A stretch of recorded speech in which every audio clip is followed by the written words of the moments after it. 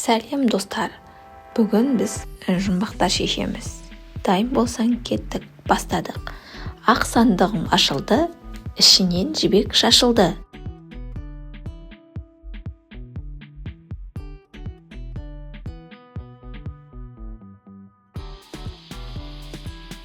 Күннің көзі әуеден күбі түсті, күбінің түбі түсті.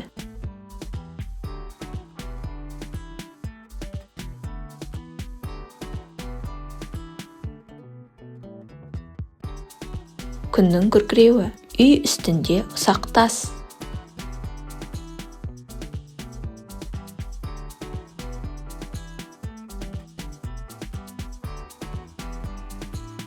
Жұлдыз жылт-жылт еткен жырадан өткен.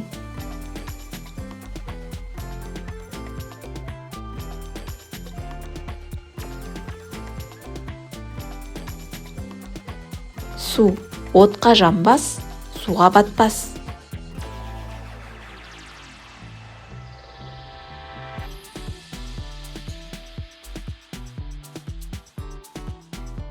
Мұз өнері жоқ, қолы жоқ, сурет салуды біледі.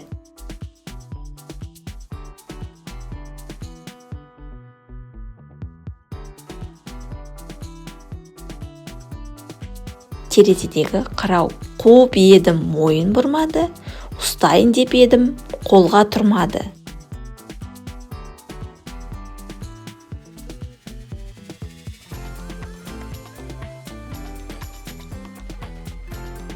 Боран әне барады өзі, көрінбейді ізі.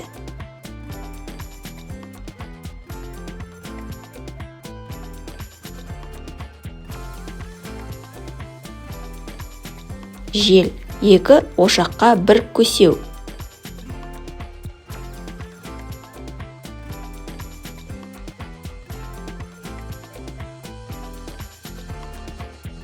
Сиырдың танауы мен тілі, кішкентай ғана бойы бар, айналдырып киген тоны бар.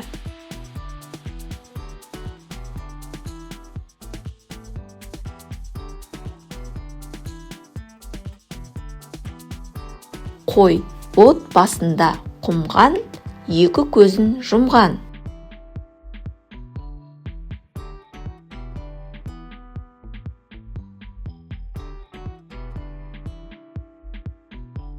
Мысық тарпаң-тарпаң тарбиған, түрі жаман жарбиған.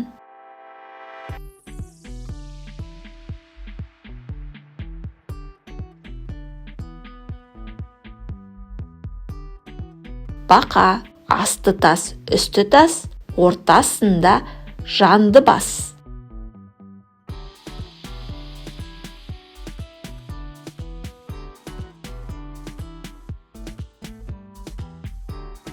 Тасбақа ерте тұрады, жар шақырады.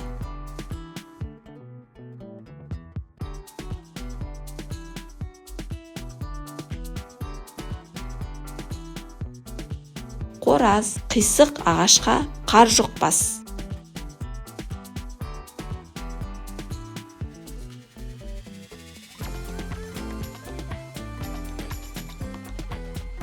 Сиырдың мүйізі тал басында, түндіксіз отау.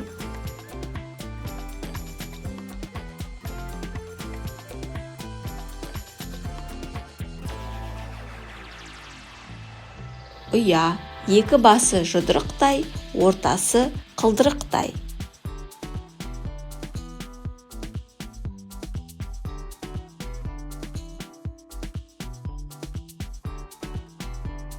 Құмырсқа елек-елек тарым бар, көтере алсаң бәрін ал.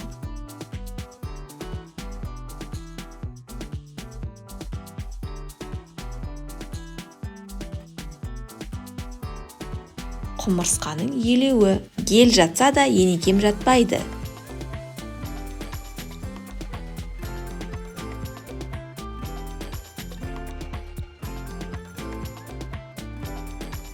Сиырдың мүйізі көк лағым көгенде тұрып семіреді.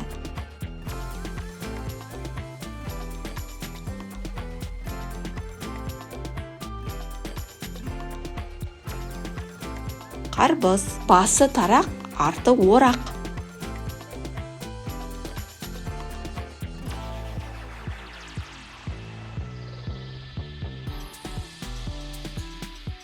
Қораз, бір топ жыңғыл ішінде бір жапырақ қызыл гүл.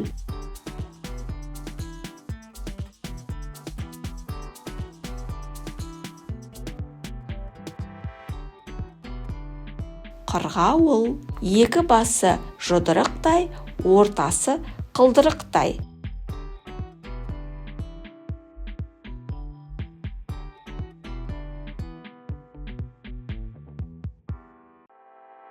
Құмырсқа, там басына тары жайдым.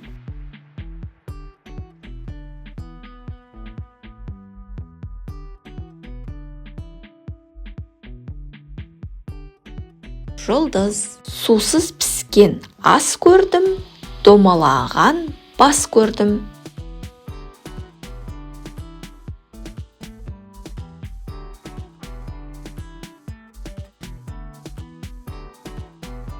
Қауын, үй бағады үрмейді.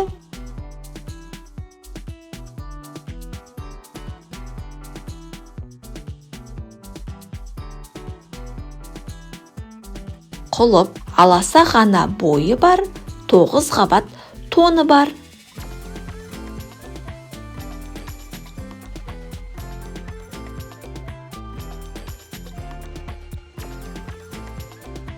Сарымсақ, қырға кілем жайдым.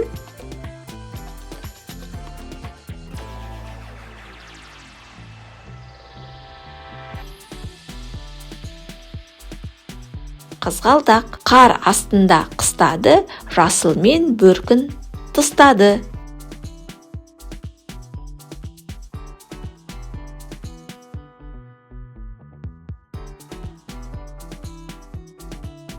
Жер, екі бала қатар тұрса да, бірін-бірі көрмейді.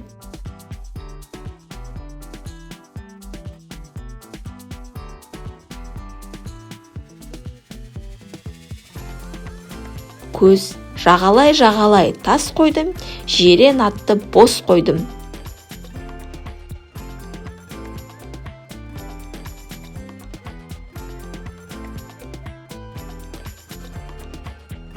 Тіл, айдың көлде асыл тас, ау салса да алынбас.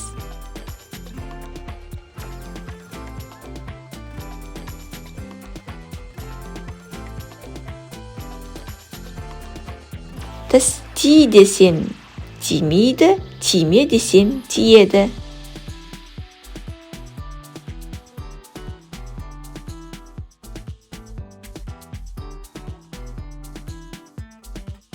Ерін, үсті тас, асты тас, ортасында піскен ас.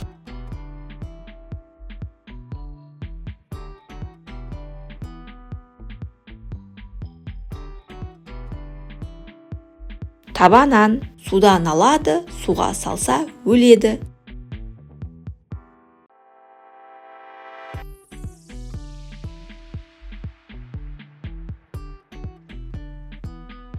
Тұз, алыстан қарасам аппақ, татып қарасам тәттақ.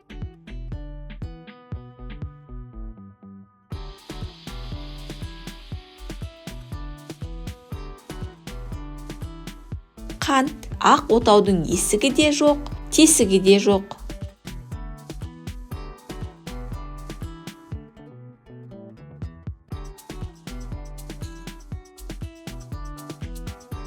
Жұмыртқа, ерте тұрдым, 2 айыр жолға түстім.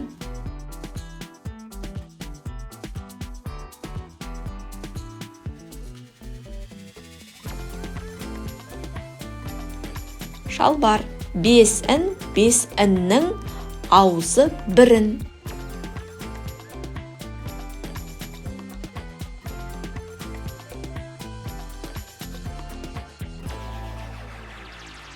Қолғап, көсеуді бесеуге сұқтым.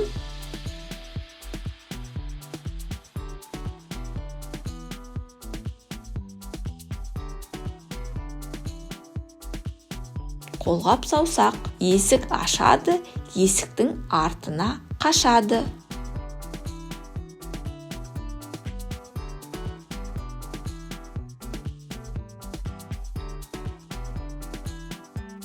Топса, қара сиырым қарап тұр, қызыл сиырым жалап тұр.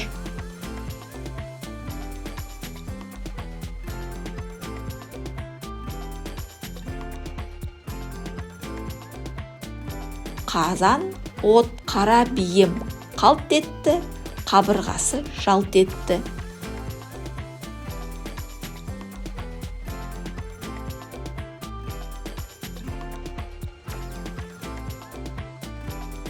Жалын қазан есіктен кіреді, тесіктен шығады.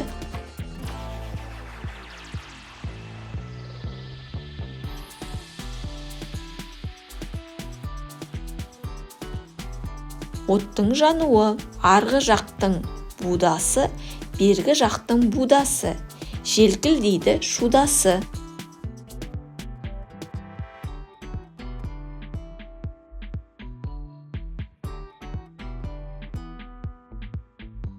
Түтін ақ күшігім жүре-жүре буаз болды.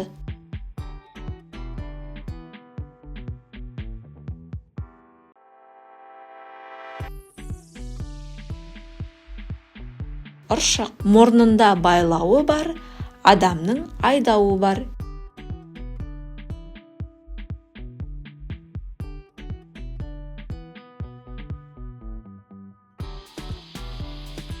Ине өзі батыр, жер астында жатыр.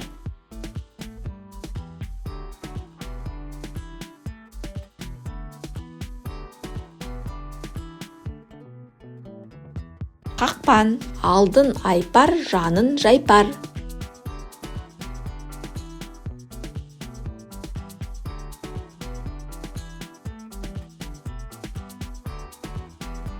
Шалғы керемет бір ит бар, үй бағады, үрмейді.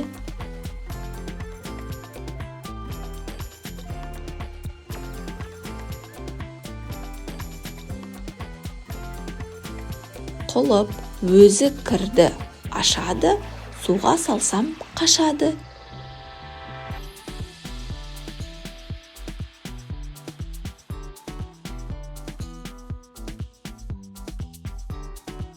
Сабын тептім, терекке шықтым.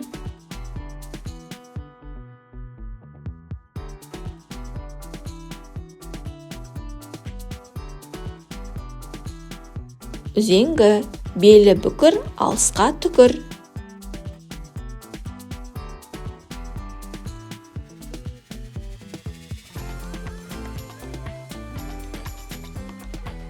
Мылтық тұрса түйедей, жатса төбеттей.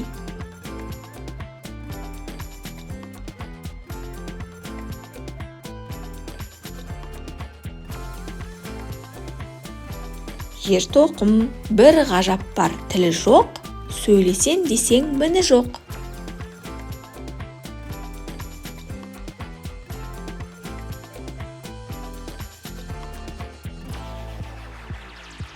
Кітап қабат-қабат қаптама, ақылың болса аттама.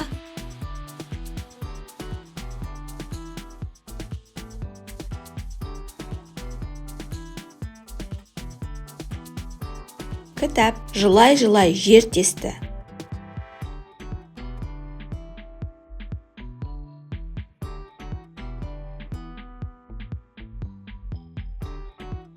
Тамшы табаныма байладым, қос аяқпен айдадым.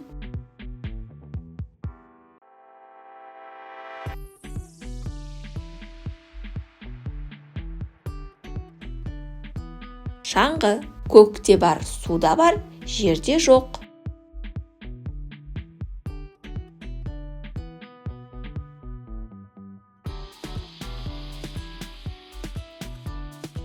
Ай жарқылдаған қос қылыш, қолыңа тисе жоқ тыныш.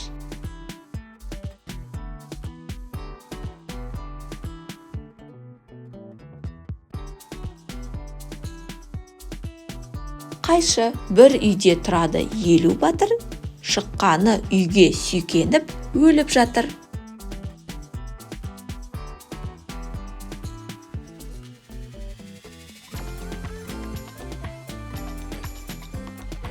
Сіріңке мұрны насос, кранда, кім таң қалмас бұл аңға.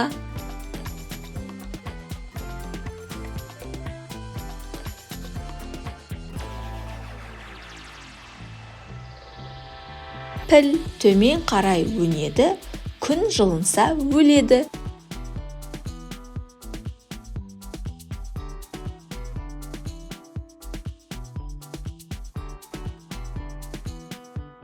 Мұз сүңгі, әкесі тышқан, шешесі құстан, күндіз ұйықтап, түнде ұшқан.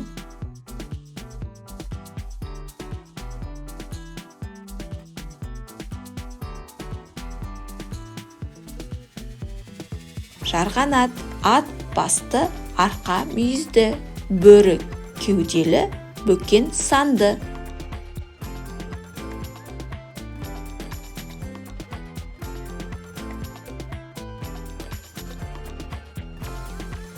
Шегіртке, бірде орақ, бірде доп, бірде бар да, бірде жоқ.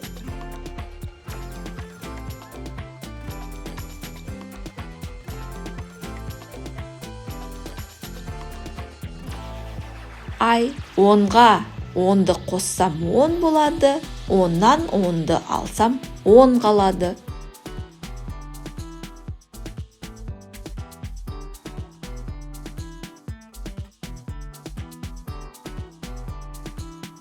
Қол мен қолғап шеңберленіп өседі, желмен бірге көшеді.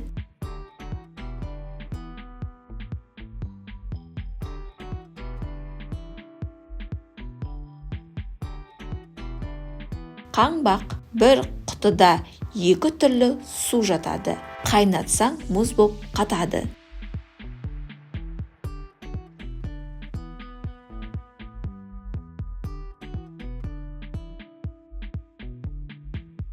Жұмыртқа, қыс болса ұйықтайды, жаз болса оянады.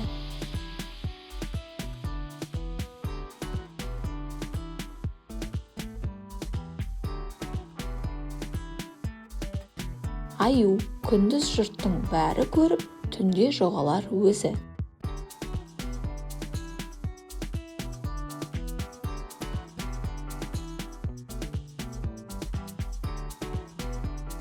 Күн, қалың киімі көк, жазда шықпайды, қыста тоңбайды.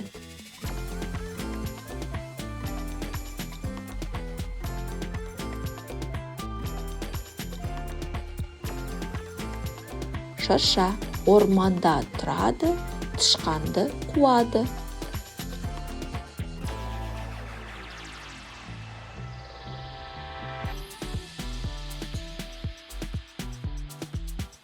Түлкі, үстінде ақ жейдесі, аузында өткір қайшысы.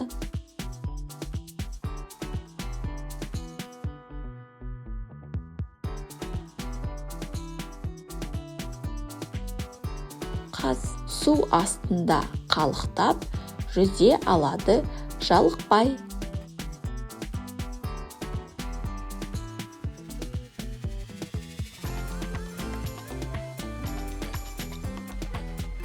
Балық, өзі айлакер, өзі қу, құйрығы ұзын, жүні сұлу.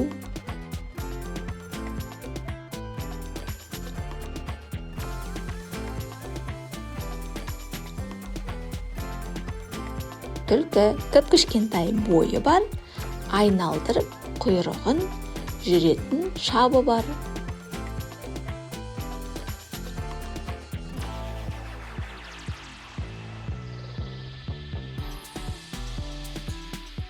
Тышқан, қалың киім үстінде түсіп кетсе түспейді.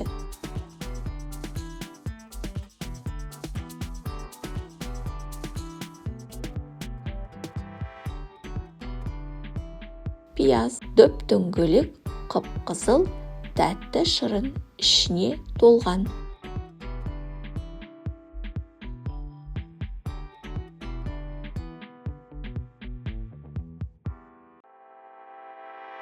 Алма, аласа ғана бойы бар, дөп-дөңгелек басы бар.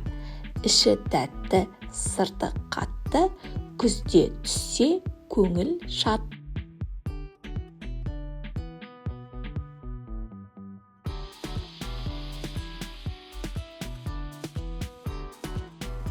Қарбыз кішкене ғана үйі бар, ішінде тұрып жемісін жейді.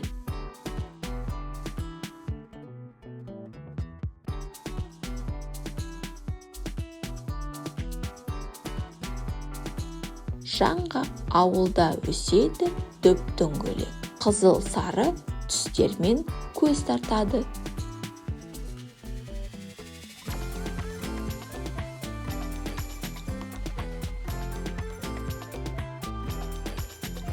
Қызанақ басы бар, бірақ ақылы жоқ. Жазуға шебер, қолынан көп нәрсе келеді.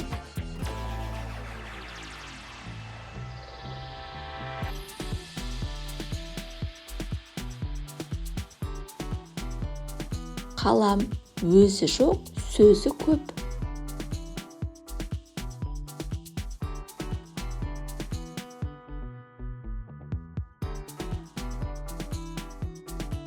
Кітап суға салсаң батпайды, отқа салсаң жанбайды.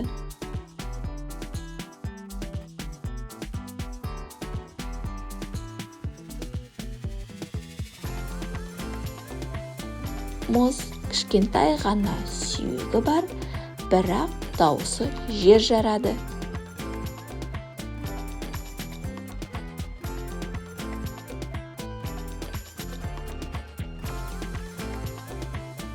Қоңырау әйнегі бар, бірақ терезе емес.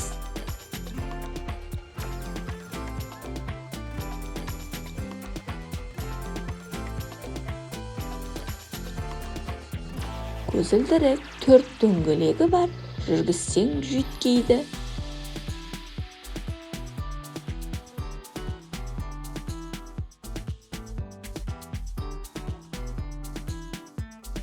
Көлік аяғы жоқ, жүре алмайды, бірақ көкті кезеді.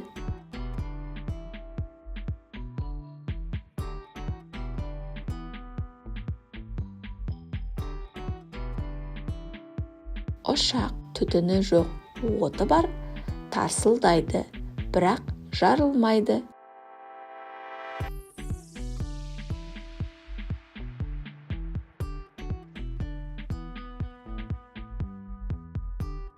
Мотоцикл сым бойымен жүреді, адамдарды тасиды.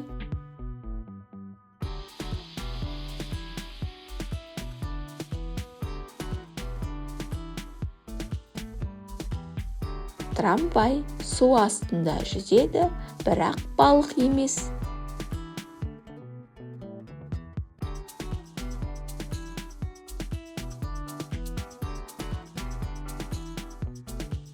Субмарина білімнің көзі.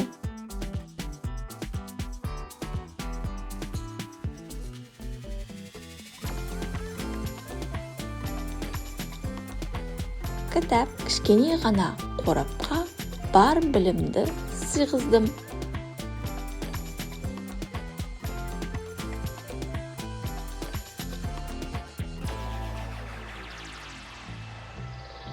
Компьютер қанаты бар, ұшпайды, суда жүзсе батпайды.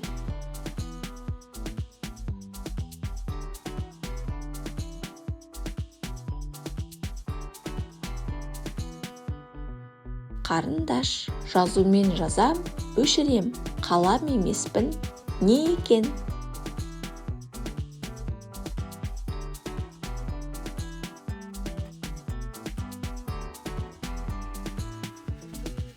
Бор бір сан бар, бүйірінде көп сызығы бар.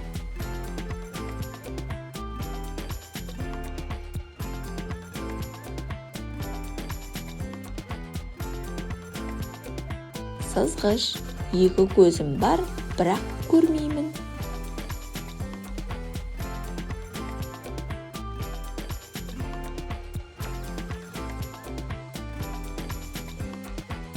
Көзілдірік өзі сөйлейді, бірақ тілі жоқ.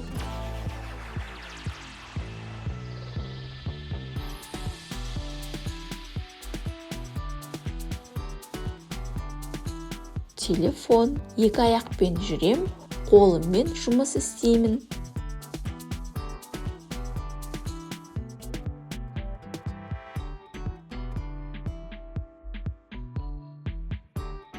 адам дәмін сезіп ләззат алам, не екенін білесің бе?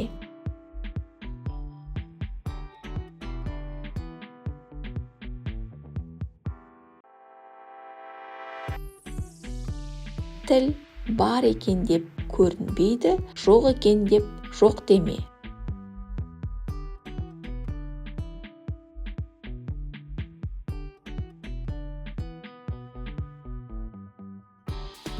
Жүрек күндіз кіріп, түнде шығады.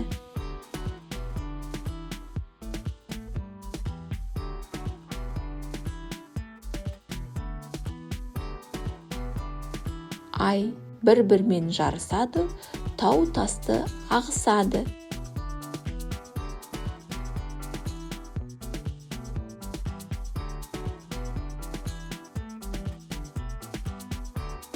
Өзен үйде оны жаққан жөн, жылу берер жарқырап.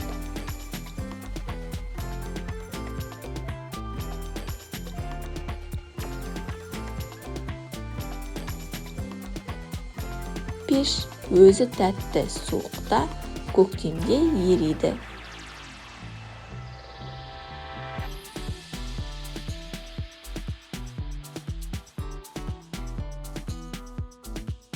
Балмұздақ көп болса аласың, аз болса іздейсің.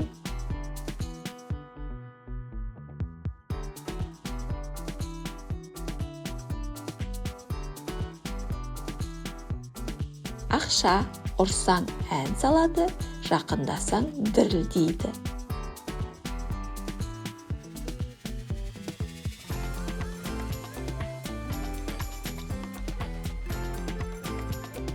Домбыра бір ағаштың 12 бұтағы бар. Әр бұтақта 4 бұтақша, әр бұтақшада 7 жапырақ бар.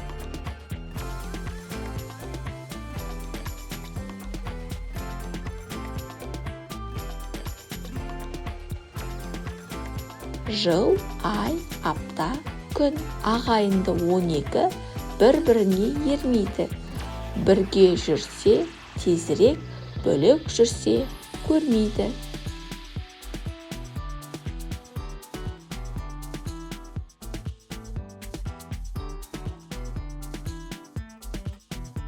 Сағаттың тілі 3 көзді, бірақ көзі жоқ.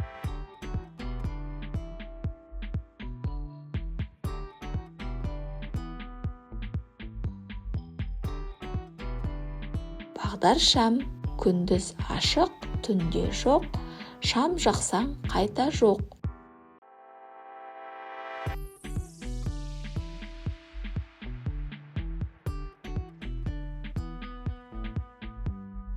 Көлеңке адамға серік, қолға көрік.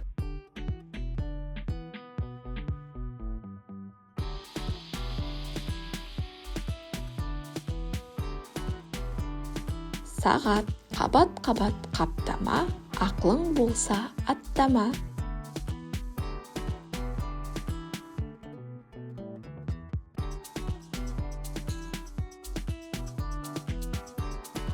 Кітап жазда көлеңке, қыста пана.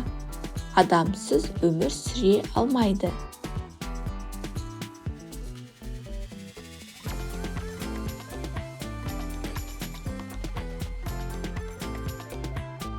Үй бар ма жоқ па арасында, бірақ көзге көрінбейді.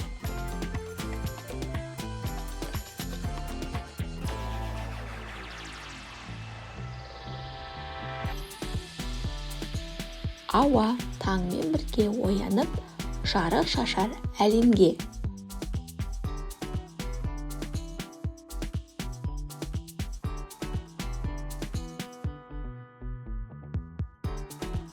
Күн көкте жүзеді, жерге тапшы тізеді.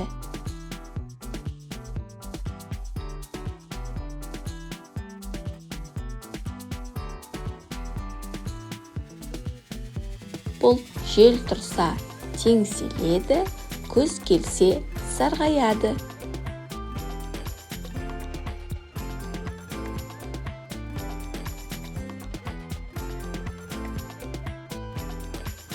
Ағаш аспанда ұшып суға қонады, жаңбыр жауса жоғалады.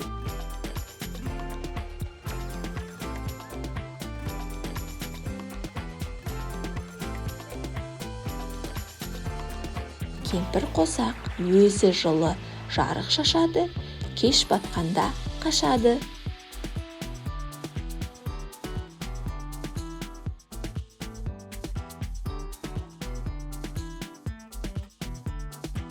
Күн қыс бойы жатады, көктемде оянады.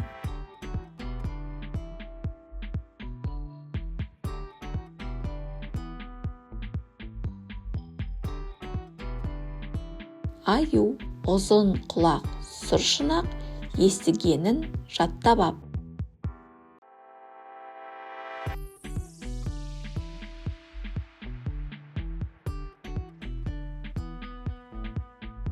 Қоян кішкентай ғана бойы бар, аузы балға толы бар.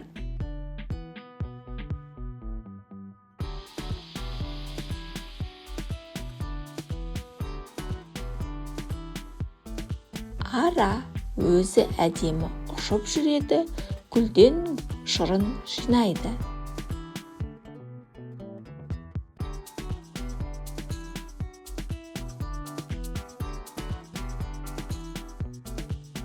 Көбелек қыс келеді, тон киеді, жаз шығады, шешінеді.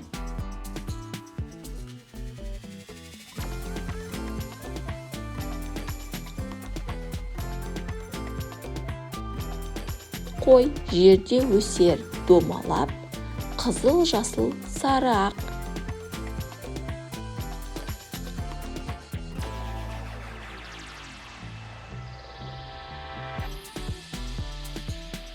Алма бақшада жап-жасыл, піскен кезде сарғаяды.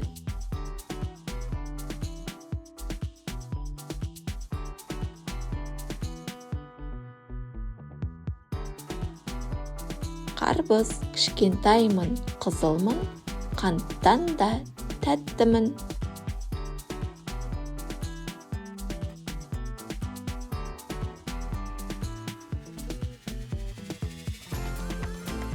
Құлпынай тәттімін мен дәмдімін, жазда келем сән беріп.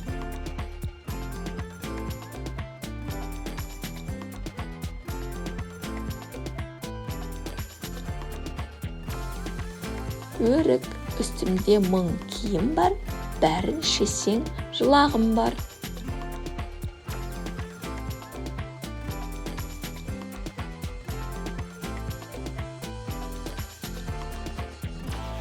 Пияз қатты темір жүзі бар, өзі кесер тігері бар.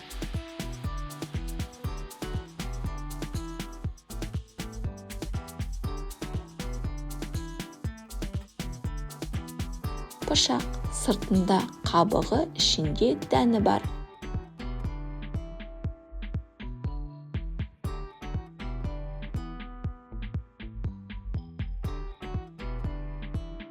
Жаңғақ барлық әріп қаптаулы, білім соған жасырынған.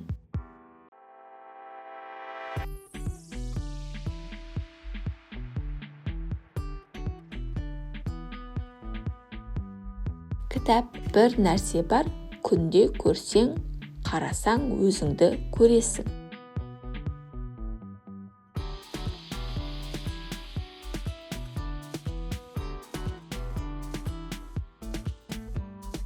Айна төрт аяғы домалап, жүреді зымырап.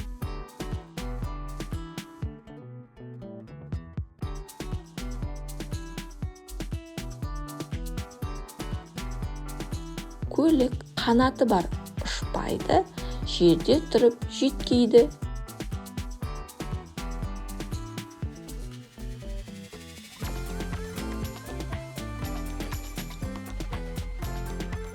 Поезд су бетінде қалқиды, бірақ құс емес.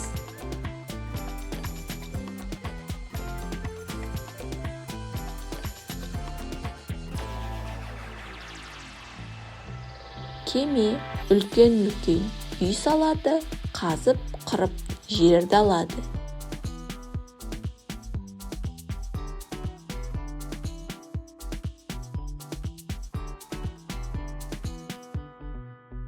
экскаватор шыр-шыр етеді, түк ұқпай кетеді.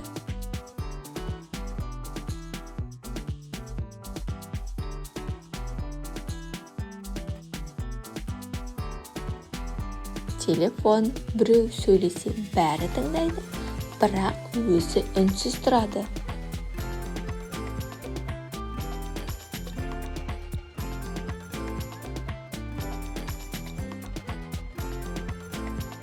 Микрофон барлығына ортақ, бірақ ешкімге тиесілі емес.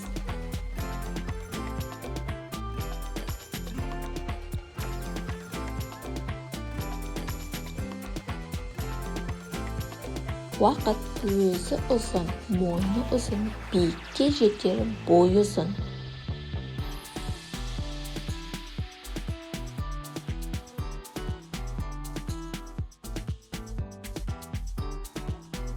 Керек, домалақпын, секірем, қақпаға да кіре алам.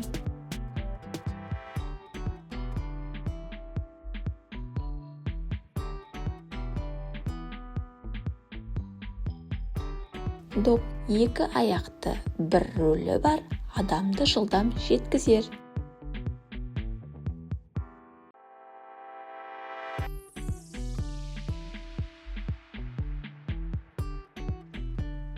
Велосипед басы бар, бірақ ақылы жоқ, жазуға шебер.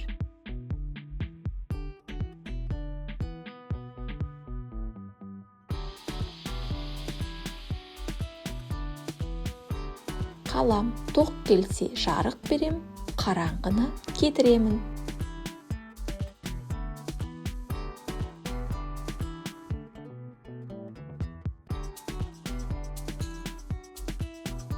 Шам барша әлемді байланыстырамын, бірақ сөйлей алмаймын.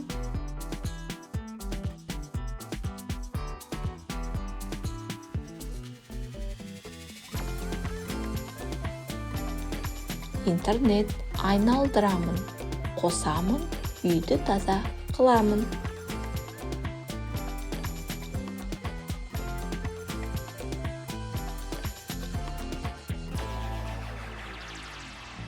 Шаңсорғыш атсыз ұшады, аяқсыз қашады.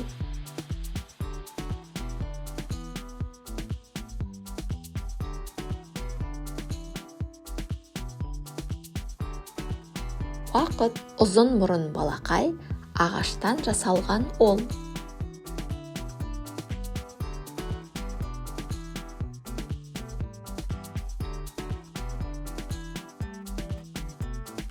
Буратино қызыл телпек киеді, әжесіне тәтті апарады.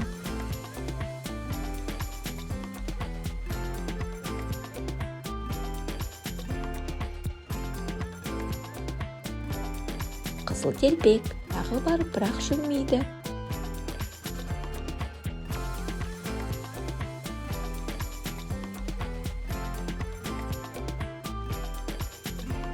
Топ шыл ит емес, ұшады құс емес.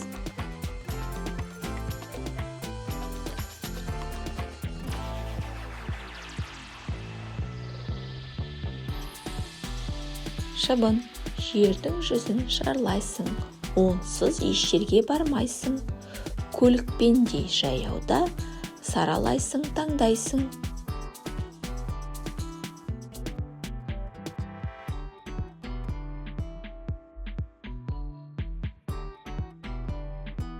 Жол кішкене ғана тостаған, жер дүниені бастаған.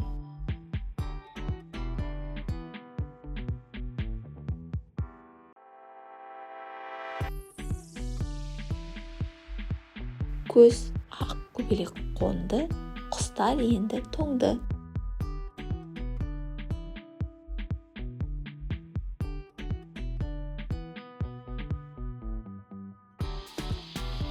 Қар еңкейсем еңкейеді, шалқайсам шалқаяды.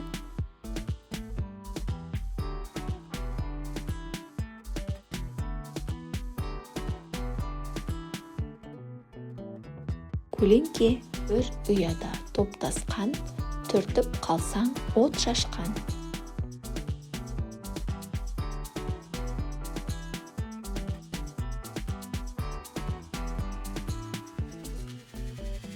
Шырпы басында мүйізі бар, үстінде киесі бар.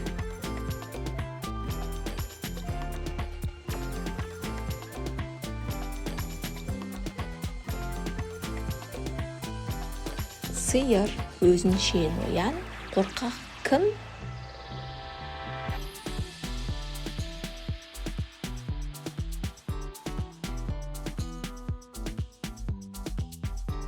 Қоян көзге ілінбейді, жұтсаң білінбейді.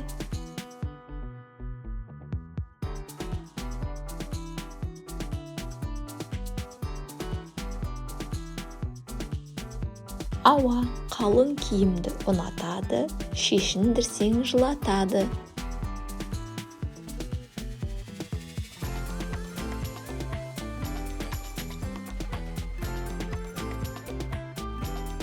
Пияз сырты жасыл қатты, іші қызыл тәтті.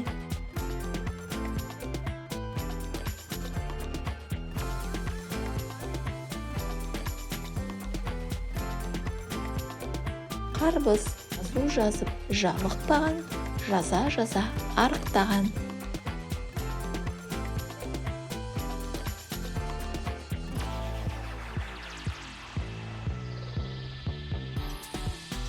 Бор қыста киім тастайды, көктемде киіне бастайды.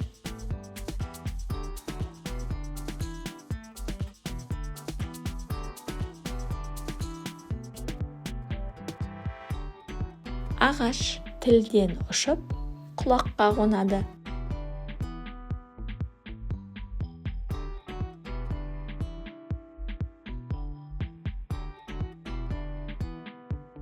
Сөз ашылып жабылады, әр үйден табылады.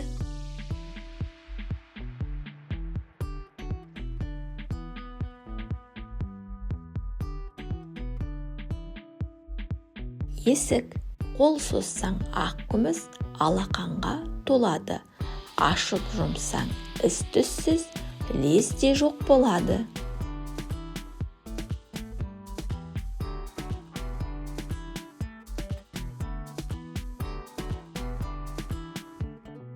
Қар адамға серік, күзетке берік.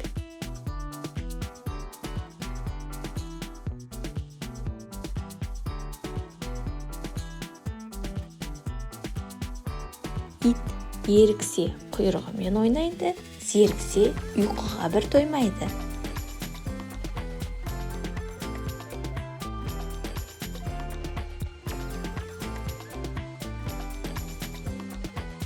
Мысық түрі жылқы бейнесі, жолақ жедесі.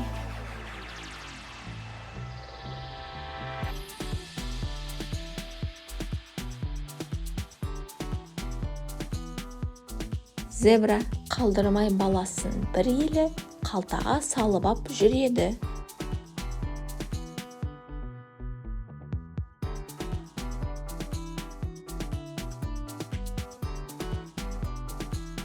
Кенгуру дәмін татсаң тәттақ, түсін көрсең әппақ.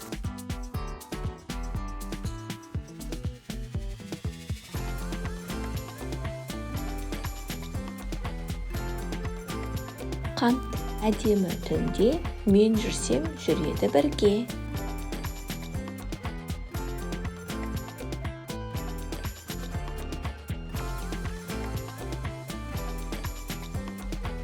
Ай аяғы жоқ жүреді, сылқ-сылқ күледі.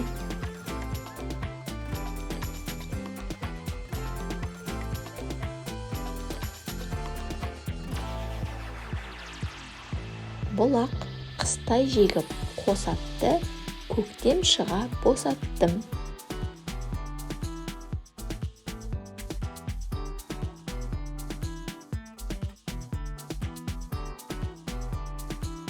Шаңғы күннің өзіне обалақ, жүреді аяқта домалап.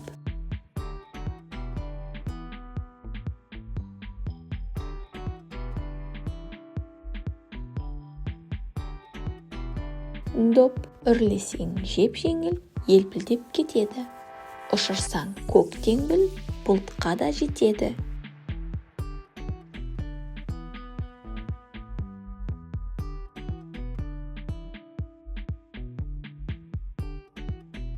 шар. Қарап тұрсаң өзіңе, сурет түсер көзіңе. Ол суреттің ұқсайды тура сенің өзіңе.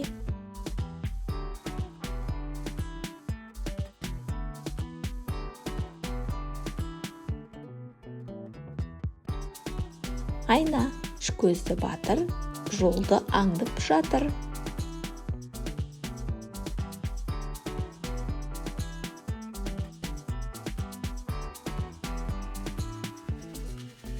Бағдаршам көреді бәрін өзгенің, көрмейді бірақ өздерін.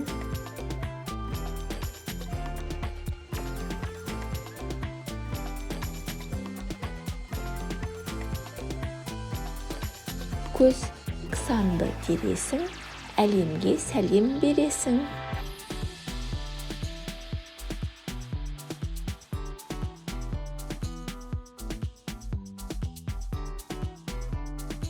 Телефонды көрсе бас салар, айнымайды баладан.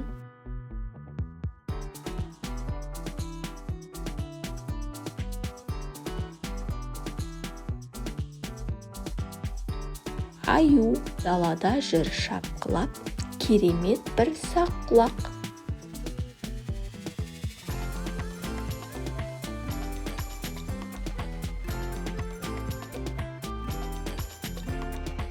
Қоян, аяғы бар, басы бар, арқасында тасы бар.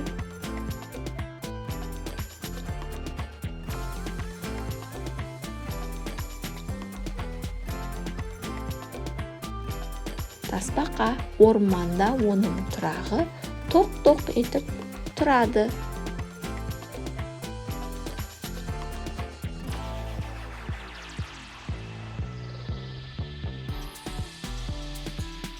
Тоқылдақ.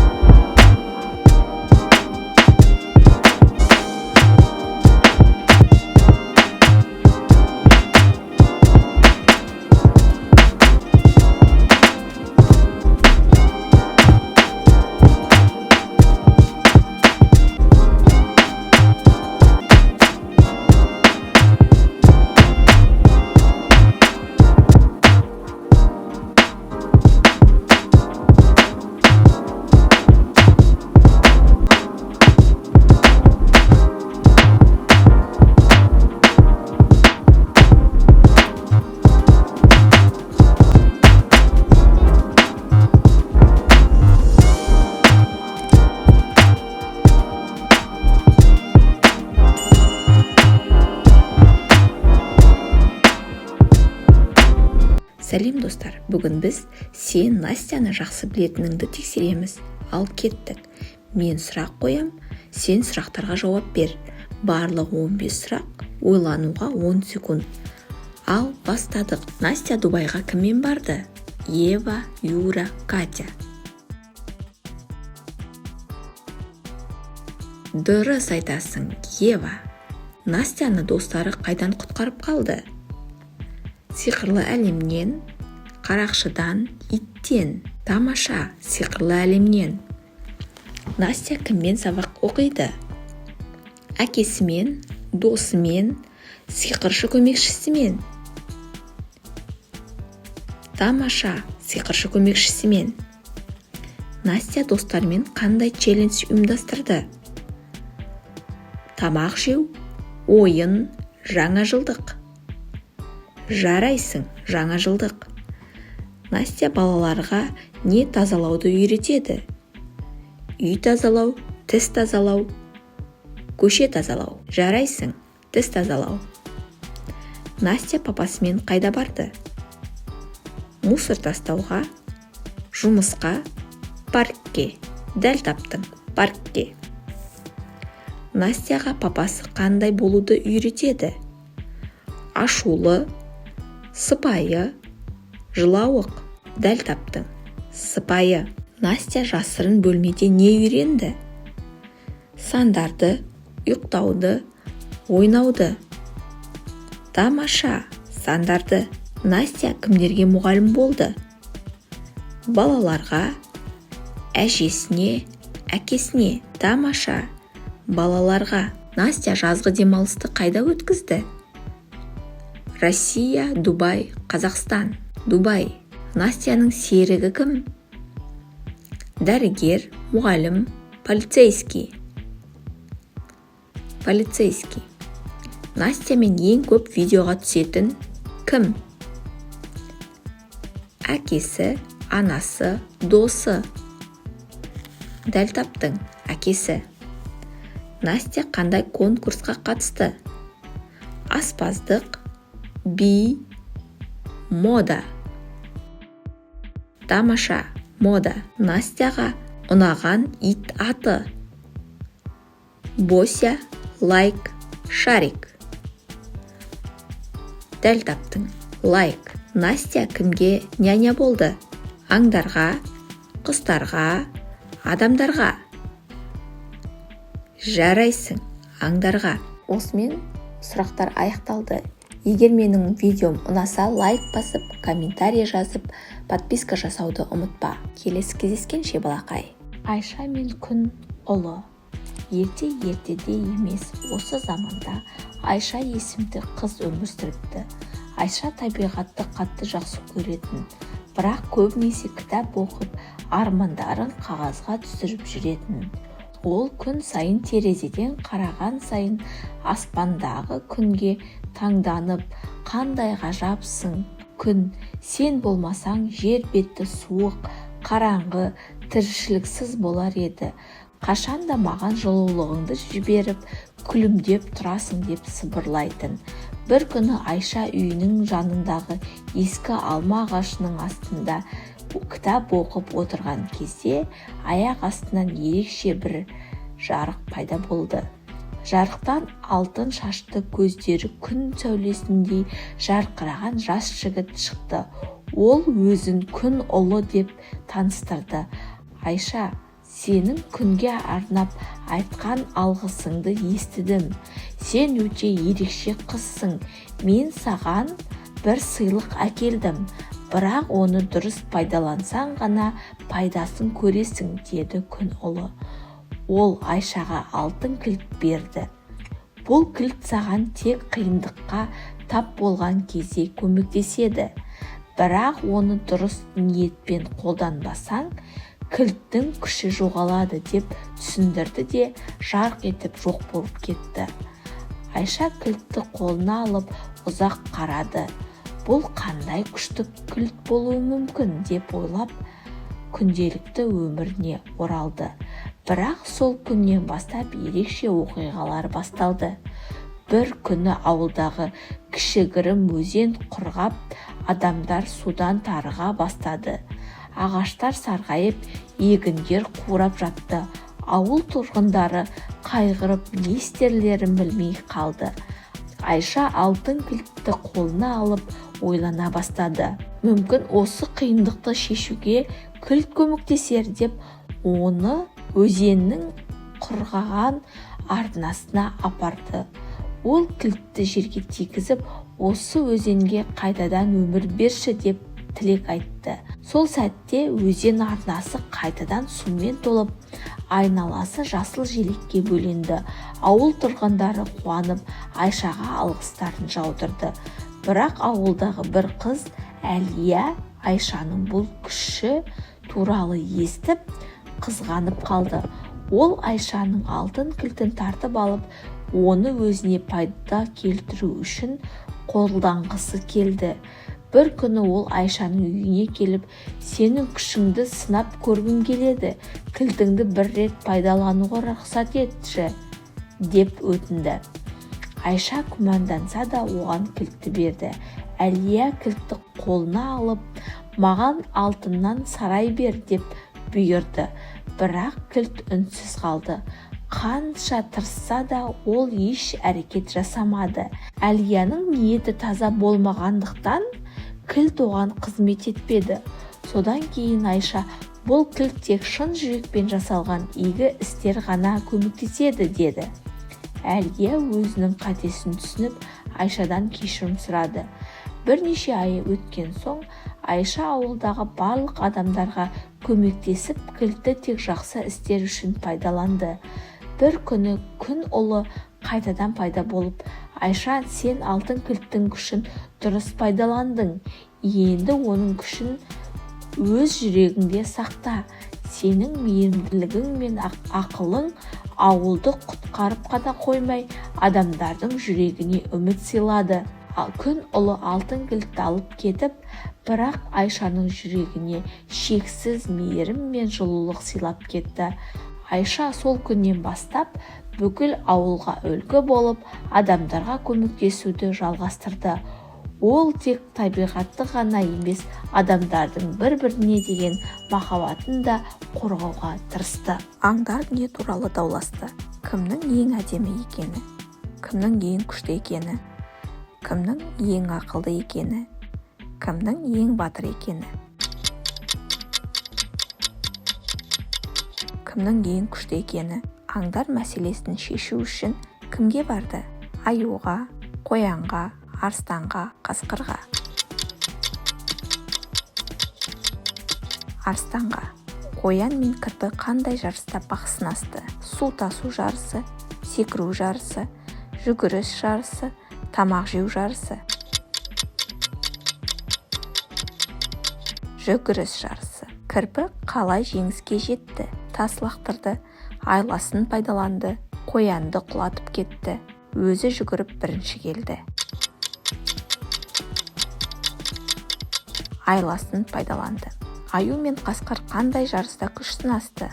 Жүгіріс, ауыр тас көтеру, тамақ табу, балық аулау. Ауыр тас көтеру. Арыстанның қорытынды сөзі қандай болды? Күштіні ғана сыйлаңдар, бәрің де бірдейсіңдер. Әрқайсыңның өзіңнің ерекшелігі бар. Тек мықтылар өмір сүреді. Әрқайсыңның өз ерекшелігің бар.